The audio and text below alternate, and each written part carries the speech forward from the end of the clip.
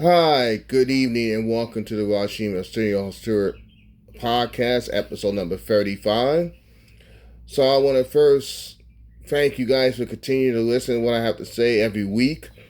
I'm going to try to do at least one episode a week. Well, this week would be Mother's Day on Sunday. I might do a second episode, but outside that, normally I'll do at least one a week.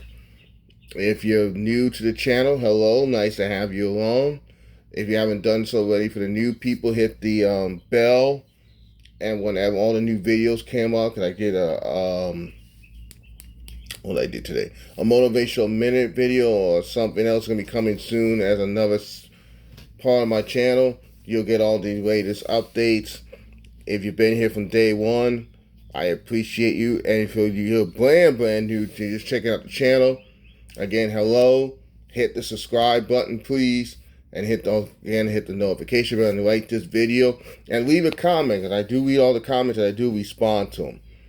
And for the people who are going to eventually get out from jails and prison, even coming home from the military, keep your head up, do the right things, stay out of trouble. So when it's your time to get back into society, we will welcome you with open arms.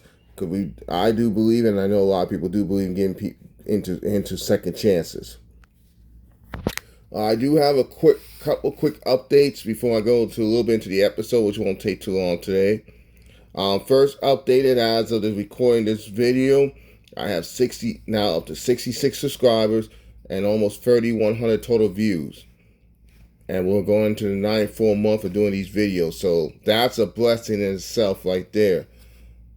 But our goal is to get to 100 subscribers by the day of my birthday, which is May 31st, a little less than 4 weeks from Friday. So please help spread the word to my channel. If I come on your channel, especially some of you subscribe to it, and I do some of your lives, I'm going to start asking you to start spreading the word. We're trying to get to 100, like I said, by May 31st. And probably on that day, on my birthday, I will finally do my first YouTube live officially. So I'll do a short the week of to let you know what time the live is going to be that night on the 31st and how long the live is going to be, so you guys can be a part of it, and I'm looking forward to it. Second announcement is, update, we'll be in a couple places out of town at least for an overnight or better in May, June, July, and August. So those places are, like I just said, my birthday, I'll be in New York City, Long Island area. I will be there from May 31st, June 1st, and about a little over half of June 2nd, and I'll have to be back by the 3rd.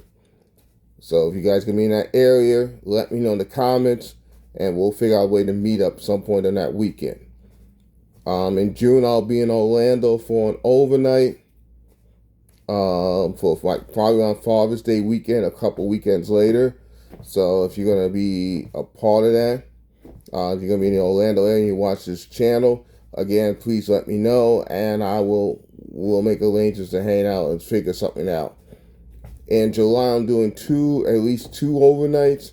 One of them will be Tallahassee. I don't know what weekend yet in July yet, but I'm working with some people at a prison ministry. And that'll be the time I'll sign up to be a volunteer at that point. So I'll keep you posted. I keep that in prayer. And also early in July, I'll be going to Kansas, right around Wichita, Kansas area for a weekend. So again, if you watch these videos in that part of the country, please let me know, and we'll work something out. And tentatively right now, I'm planning on doing an overnight to see my mom's grave in Southwest Florida, near Fort Myers area. So if you're in that area, let me know, and then maybe go see a family member in the Atlanta, Georgia area, probably sometime also in August. So again, I'll keep you posted on those two announcements in August. That's also probably depends on when my family comes and visits. All right, so now you get the updated portion of the episode. Now let's get down to business. So today, quickly, we're going to talk about how to handle an evaluation. When someone gives you an evaluation, first and foremost, I want to thank Miss Lindsay Koppel for kind of giving me the idea for this episode. It's like the second straight episode she gave me the inspiration for this. I believe she's a subscriber. So Lindsay, if you hear this episode, please just say something in the comments. Let me know you got the shout out. She talked about a couple weeks ago how when you talk to somebody, when you want to get positive feedback or constructive criticism, that if you don't do it in the right way, you'll tear people down. And I agree with that. And I don't like the term constructive criticism, because I think it's like an oxymoron statement, because I believe when you're being constructive means you're building. In this case, you're trying to build a person up. But I think when you criticize, in my opinion, I think the word criticize means you're tearing that person down. Now, I mean, I know someone told me behind the scenes, well, maybe that's not a bad thing if their ego's so inflated. If you tear down the ego a little bit, maybe that will humble them a little bit to do better.